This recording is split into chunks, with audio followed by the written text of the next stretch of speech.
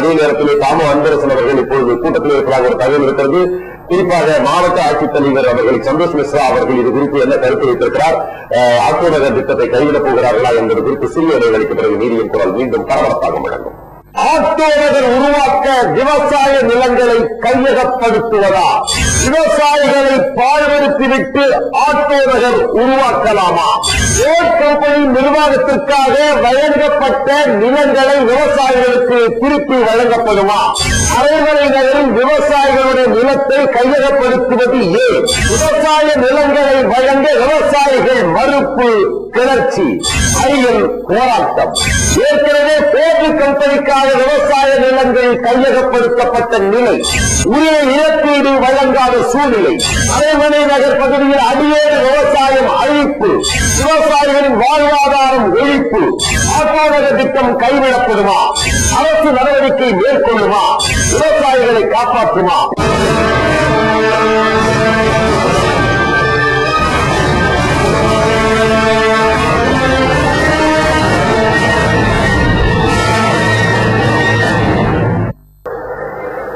காஞ்சிபுரம் மாவட்ட ஆட்சித்தலைவர் சந்தோஷ் மிஸ்ரா அவர்களை இப்போது நாம் தொடர்பு கொண்டிருக்கிறோம். ஐயா வணக்கம்.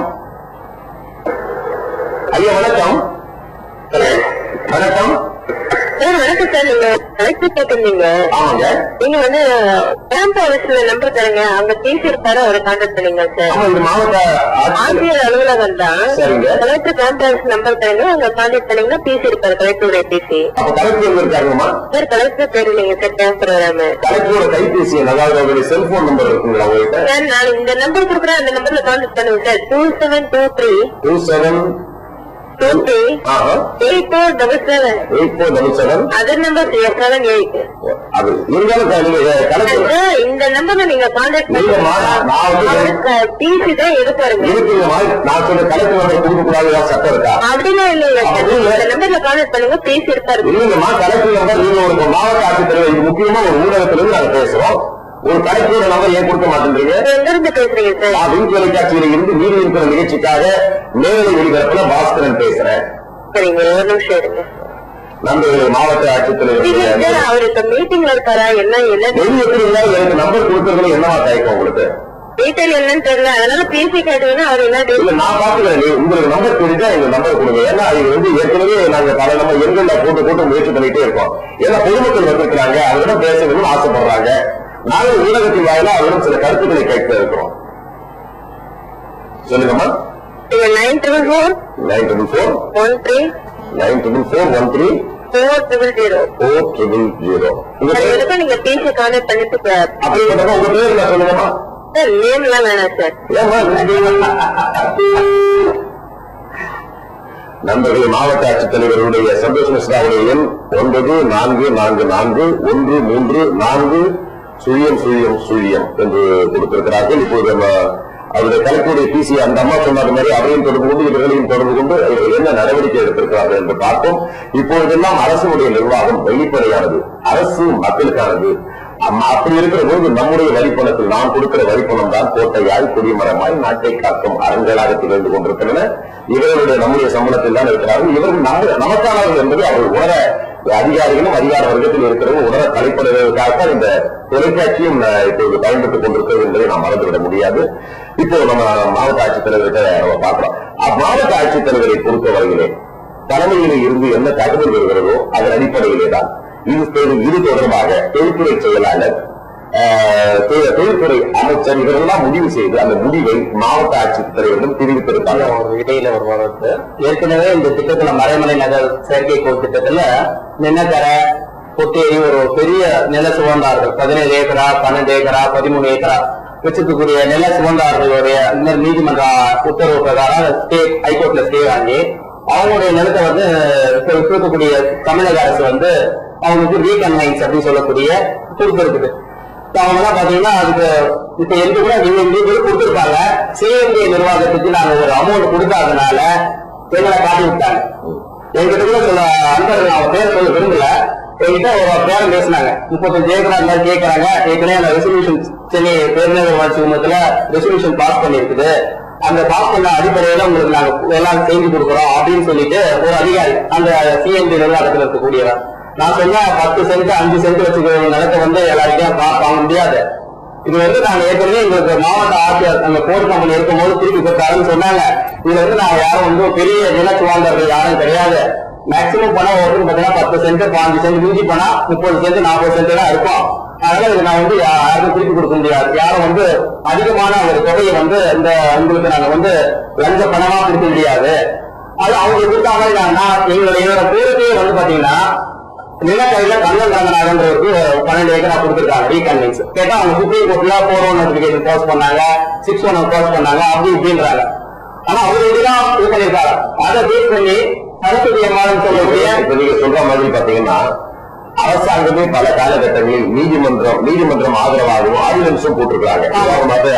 சென்னையில இருக்கக்கூடிய இந்த ரங்கநாதன் தெரு அதை சுற்றியுள்ள கட்டிடங்கள் சென்னை பெருநகர வளர்ச்சி குழுமை இடிக்க சொல்லி எப்போ உத்தரவு போட்டிருக்கு. ஆனா அதே நேரத்துல சட்டப்பேரவையிலேயே ஒரு ஆர்டினன்ஸை போட்டு அவர்களுக்கு சாதகமாக தமிழக அரசு நடந்து கொண்ட வரலாறும் உண்டு. ஆக இங்கே இருக்கக்கூடிய பெரும் முதலாளிகளுக்கும் பெரும் வணிகர்களுக்கும் சாதகமாக இருக்கிற அரசு உழைக்கிற ஏழை எளிய மக்களுக்கு ஏற்கனவே இந்த போர்டு நிறுவனம் அமைய துணை புரிந்த அந்த மக்களுக்கு 35 ஏக்கர் கொடுத்த வாக்குறுதியின் அடிப்படையில் கொடுக்காமல் அதையே நாட்டு நகரை உருவாக்குறது என்கிற ஒரு கேள்வி வந்து இப்ப இது குறித்து சென்னை பெருநகர வளர்ச்சி குழுமத்தினுடைய அமைச்சர் பொறுப்பில் இருக்கக்கூடிய திரு பருதி இளம்பெருதி அவர்களுக்கு இணைப்பு சென்று கொண்டிருக்கிறது. பருதி இளம்பெருதி அவர்கள் இது குறித்து என்ன கருத்துக்களை வைத்திருக்கிறார் என்று நாம் பொறுத்திருந்து பார்ப்போம். இப்ப பருதி இளம்பெருதிகிட்ட நீங்க இது குறித்து முறையிட்டீங்களா? நாங்க முறையில்லை சார். அந்த துறை நிர்வாகத்தை வீட்டு வசதி மற்றும் நகர்ப்புற வளர்ச்சித்துறை ஐஏஎஸ் அதிகாரிகிட்ட கொடுத்தா அவர்கிட்ட கொடுத்தா பாக்குறாங்க. பிஏ கொடுத்தா ஐஏஎஸ் அதிகாரி பேர் வந்து தெரியலங்க. செயலாளர் அவர் ஆபீஸ்ல கொடுத்தோம். இப்ப மாற்றம் செய்யப்படாம அவர் தான் இருக்காரு. இல்ல மாத்திட்டாங்கன்னு நினைக்கிறேன். அந்த டூம் ப்ராஜெக்ட் வந்தோன்னு மாத்திட்டாங்க. சரி, அதுக்கு முன்னாடி கொடுத்தா பதிவு தபால நான் எதுவுமே வந்து கொடுத்தா மனு இல்லைன்றாங்க. எந்த மனு கொடுத்தாலும் பதிவு தபால ரிஜிஸ்டர் போஸ்ட்ல அட்டாச்மெண்ட் ஆர்டர் தான் கொடுத்திருக்கேன்.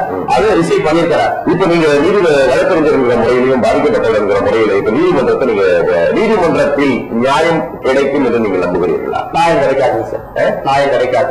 சாமானியர்களுக்கு நீதிமன்றத்தில் நியாயம் கிடைக்காது. சரி, ஏற்கனவே இது சம்பந்தமா அந்த பகுதி ஆட்டோ நகர் அந்த மக்கள் ஆட்டோ நகர்னு சொல்லக்கூடிய அந்த மக்களே வந்து அவங்க மனைவி மாதவத்தை கேட்கிறாங்க. இவங்க போஸ்ட் பண்ணி அந்த மக்களை மறைமலை நகர்ல கொண்டு போனோங்கிறாங்க. அது சம்பந்தமா உயர் நீதிமன்ற பெஞ்ச் 2 சீஃப் ஜஸ்டிஸ் 2 மனுவே தள்ளுபடி செய்யப்பட்ட அரசு வந்து எந்த இடத்துல சொல்லுவோ அந்த இடத்துக்கு போ அப்படின்னு மக்களை காட்டக்கூடிய அளவுக்கு தான் நீதிமன்றங்கள் தெளிவாக அரசாங்கத்தினுடைய நிலங்கள் ஏராளமாக இருக்கின்றன. அந்த நிலங்கள்ல அதிகாரிகள் இதை கைகாட்டுகிற பகுதியை அதை ஒரு பதிவு செய்து அதை அப்படியே ஒரு தஸ்தாவேஜுகளாக இன்றைக்கு உருவாக்கி கொண்டு அதன் அடிப்படையிலேயே ஒரு மாற்று எண்ணத்தையோ ஒரு மாற்று திட்டத்தையோ ஒரு மாற்று இடத்தையோ அவர்கள் வழிகாட்டாமல் அதே இடத்தை தான் குறிவைத்துக் கொண்டிருக்கிறார்கள் என்பதை இப்போது காட்டுகிறது இல்லையா? இப்ப நீங்க சொன்னீங்க 8 வாரத்துக்குள்ள பதில் சொல்வதற்காக சொல்லியிருக்காங்கன்னு சொல்றீங்க. எப்படி நம்பிக்கையை வந்துடுறீங்க நீங்க? இல்ல சார், நம்பிக்கை இருக்கு. அதுல கண்டெம்ட் போட்டாலும் அவங்க சொன்னதை நம்பியா இன்னைக்கும் நான் அரசு ஊழியர்கள் அன்னைக்கு நம்பர் கொடுப்பாங்கல்ல. ஆனா நேற்று வரையும் நம்பிக்கை இருந்தேன். இன்னைக்கு நம்ப முடியல என்னால. இப்ப பாத்தீங்கன்னா எனக்கு கால அவகாசம் இல்ல. நான் வந்து இந்த நாளைக்கு ஒரு பேச்சுவார்த்தை இருக்கு. அப்படி நடக்கிறேன்னா அவங்க நீதிமன்ற அவமதிப்பு வழக்கு என்னுடைய ரிப்ளிகேஷனுடைய நீதி பேராணையே செயல்படுத்தாம மதிக்காம இருக்கிறான். அவங்க மேல நான் நீதிமன்ற அவமதிப்பு கண்டிப்பா இருக்கிறேன். ஏன்னா இன்னைக்கு தான் முடிவு பண்ண நான் இதுவரையும் 190% அரசு ஊழியர்கள் அந்த அதிகாரிகள் எங்களுக்கு நிச்சயம் நன்மை செய்வாங்க. அந்த ஒரு பங்கு நீதிமன்ற அவமதி வழக்கு அழைத்தால் என்ன நேர்ந்துவிடும் என்பது முன்னுதாரண வகை இருந்தாலும் கூட உங்களுடைய முயற்சியை நம்ம பாராட்டிதான் தருவோம். இப்போ ஆனா அதுக்காக இப்போ நீங்க அந்த வாழ்வாதாரம் எப்படி வந்து படம் பிடிச்சு காட்டுறாரு. ஏறக்குறைய இந்த 25 ஆண்டுகள்ல சில வருஷம் இது சில எனக்கு சில தோணுது. இது வந்து எங்க சமுதாயத்தை மட்டும்தான் புரிய வைக்கிறாங்க. ஏற்கனவே போர்டு கம்பெனி தான் எடுத்தது யாதவர் சமுதாயம். அது முழுக்க யாதவருடைய நலன் தான். ஆனா பக்கத்துல இருக்கக்கூடிய மற்ற சமுதாயத்தை வந்து 1 சென்ட் கூட இந்த அரசாங்கம் எடுக்கல. சமுதாயத்தை பற்றி நான் பேச வரல. ஆனால் அதே நேரத்தில் முழுக்க நான் கேட்கிறேன். அந்த பகுதியிலே இருக்க எல்லா சமுதாய மக்களும் தானே வாழ்ந்து வருகிறாங்க. எல்லா கேட்டால் வந்து யாதவரோ ஆதிதராவரம் தான் வாழறோம். எங்க கிழக்கு பகுதியில் அந்த பகுதி. ஆமா, நாங்க 2 பேரும் நல்ல நண்பர்களா இருக்கிறோம். எங்களாதான் வந்து வெந்த புள்ள வேலை பார்த்துட்டு